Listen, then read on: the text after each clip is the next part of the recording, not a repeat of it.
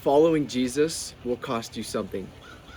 And if someone tells you that adding Jesus to your life while keeping everything else the same will change it, then they are missing the complete point of Jesus Christ and his teaching. And so the question is, what is costing you not to follow him? Welcome back, guys. My name is Ethan Berwick, and today I want to talk about the cost of discipleship and what it means to actually follow Jesus, because this has been something that's been profoundly on my mind as I've been reading in the book of Matthew on the Sermon on the Mount and just what it really means to follow Christ. Because I think a lot of people love the idea of Jesus. They love the forgiveness and they love the blessings, but they don't understand what it means to truly follow him. And so we all love all that stuff, the forgiveness, the blessings, but Jesus also calls us to follow him and do his commands and keep his commands and to surrender. Jesus calls us to surrender into his teachings and into his life. And so Matthew chapters 5 through 7 are profoundly where Jesus speaks on this, his most famous teaching on the mountain. And they are the most powerful words that Jesus has ever spoke. And they're also some of the most challenging, because Jesus doesn't just address our actions, but he addresses our hearts. And so the first passage I want to read to you guys from is Matthew chapter 7, verses 12 through 14. And it says, or 13 through 14. And it says, "Enter by the narrow gate, for the gate is wide and the way is easy that leads to destruction. And those who enter by it are many. For the gate is narrow and the way is hard that leads to life, and those who find it are few." And so notice what Jesus says here. The way that leads to life is narrow. It's not the popular path. It's not the path of comfort. It's not the path where you follow your desires and you occasionally include God in what you do. But it requires surrender. And the narrow path is hard. And this is where Christianity becomes different than every other message in the world. Jesus says, "Follow me," and the world says, "Do whatever makes you happy." Jesus says, "Deny yourself," but the world says, "Find yourself." And so this passage is just so key to following Christ, because our walk as Christians is going to be hard. We are going to walk the narrow path. And Jesus says, and the way is hard, but it leads to life, and those who find it are few. And so the wide gate is the easy way of life, the life that everybody takes, and the world and the comforts, the distractions. That life is easy, but it leads to destruction. It's not fulfilling, it's not abundant, and it ultimately leads to destruction, as Jesus says, because it's not fulfilling and it does not lead to life. But those who enter by it are many. You see, so many people will walk this path of life and be so unfulfilled and will be so just not focused on Jesus or not focused on anything. But Jesus calls us to walk this narrow gate, and it will lead to life. It leads to that abundant life that he calls us to. And so in Matthew chapter 5, another reoccurring theme that Jesus talks about is addressing the heart. And he goes more outside the outward behavior, and he focuses on the internal, because the Pharisees and the religious leaders of the time is who Jesus was kind of exposing in these chapters, because they focus on looking righteous. They focus on what the world thought of them. They focused on looking perfect, looking like religiously perfect to others, and they focused on what others thought of them and their outward appearance. But Jesus focuses on and exposed what was happening inside the heart.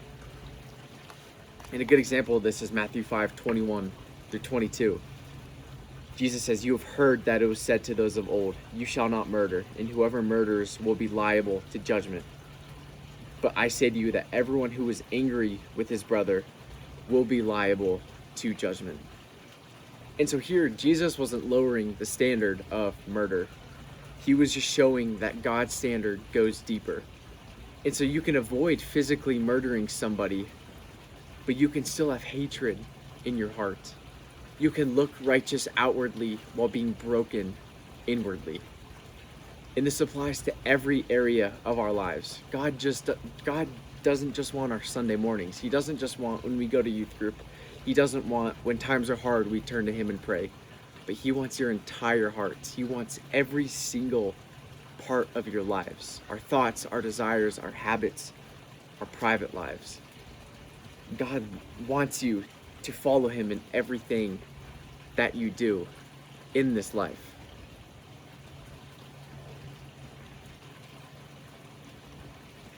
And so every single part of the Sermon on the Mount focuses on a different part of our lives that our hearts should be set on. And so I want to talk about the cost of purity. And Jesus continues, Matthew 5:27 through 30. He says, "You have heard that it was said, 'You shall not commit adultery.' But I say to you that everyone who looks at a woman with lustful intent has already committed adultery with her in his heart. If your right eye causes you to sin, tear it out and throw it away. For it is better to lose one of your members than your whole body be thrown into hell. And if your right hand causes you to sin, cut it off and throw it away. For it is better that you lose one of your members than that your whole body go into hell." And this is a hard teaching, because Jesus isn't just saying don't commit the physical action. He's saying be the type of person whose heart has been transformed. And so following Jesus means allowing him to transform the things that nobody else sees. You know, your thoughts, your desires, your secret struggles. And then Jesus says something intense. If your right hand causes you to sin, tear it out. And so Jesus isn't giving a literal sin to harm yourself. He's showing the seriousness of sin. And so are you willing to remove anything that pulls you away from God? I want you to think about this. Are you willing to remove anything that causes you to pull away from God? Your phone, maybe? Your habits, your entertainment, your relationships, your comfort? Are you willing to cut off and throw away anything that hinders your relationship with the Lord? Because whatever you refuse to surrender may be something that controls you. And so this was a big passage when I was reading through the Sermon on the Mount, that it was big. And another key theme that I kept seeing in the Sermon on the Mount is seek and you will find. Seek first the kingdom of righteousness. And this verse is often quoted a lot, but do we actually live it out? Because whatever you seek first becomes your priority. Whatever you seek first in this life becomes who you are and what you control. And are you seeking money first? Some people seek comfort. Some people seek success. Some people seek approval. But Jesus says, seek God first.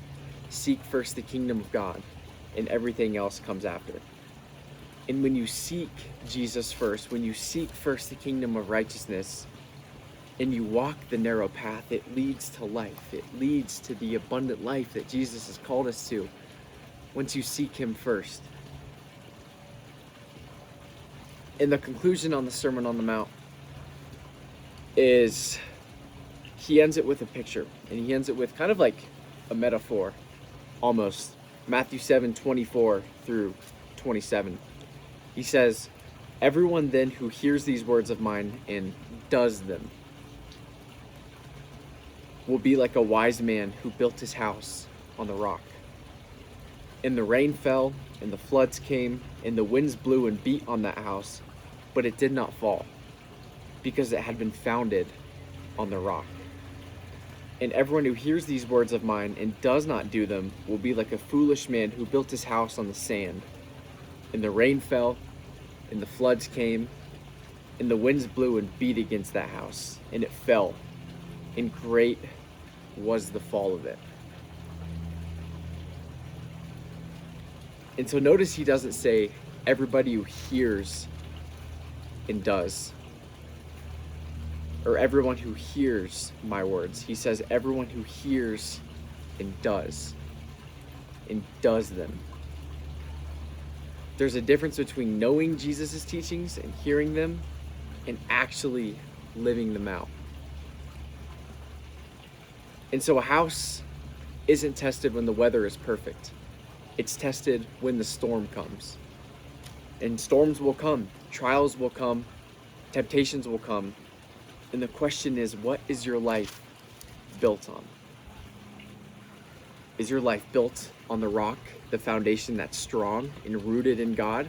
And when those temptations and trials come, you are able to overcome them?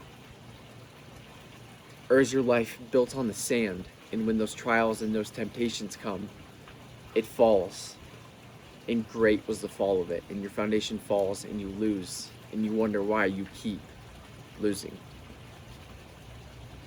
And so this conclusion is the cost of discipleship.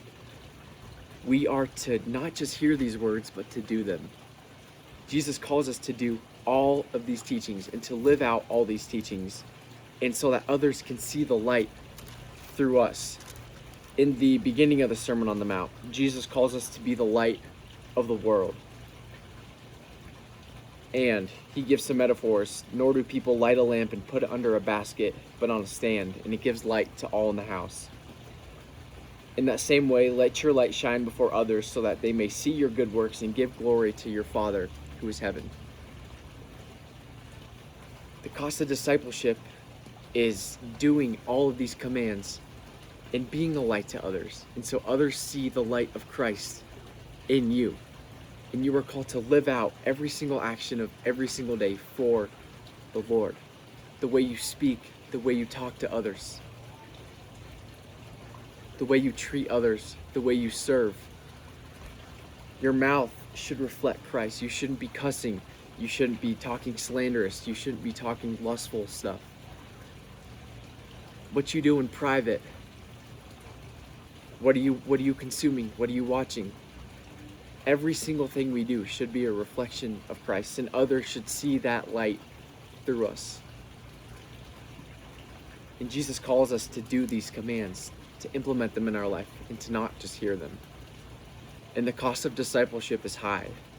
Jesus asks for everything, for every single part of you. But the reason he asks for everything is because he is worth everything. He is worth surrendering, and he is worth every single thing in this life. And the amazing thing about surrendering your life to Christ is that you don't lose your life, but you gain your life, and you finally find your life. And the things we think we cannot live without are often things that are keeping us from truly living. And Jesus isn't trying to take anything away from you. He's not some God who thinks you can't have fun or anything of that, but he's quite the opposite. He's trying to free you. And so I want you to ask yourself, which part of my life have I been unwilling to surrender to the Lord? What comfort am I choosing over obedience? What area am I still trying to control instead of trusting God? Because following Jesus isn't just an aesthetic. It's not just a Bible verse in your bio. It's not just going to church on Sunday. It's not just adding him into your plans. But it's about surrendering your plans for him. And so the narrow road is difficult. But when you seek first the kingdom of righteousness, it leads to life. And there's nothing greater than walking with Christ. And so God bless you guys. I hope this message helped you. And if you're looking more to grow in your faith deeper and fully live out your life for Christ and be well stewarded in everything you do, I have a free community in my bio or in my description that I'm trying to build for others that are like-minded and wanting to pursue Christ in everything that they do. So if you're interested in that, I have the link in the description to join my free school. And then if you're interested in working with me or speaking with me or any sort of coaching in your life, then I also have a link in that as well. So God bless you guys. Stay faithful, stay intentional, and remember that your life is worth more than what it is right now. And following Christ will lead to the abundant life that he calls you to. And I will see you guys in the next video.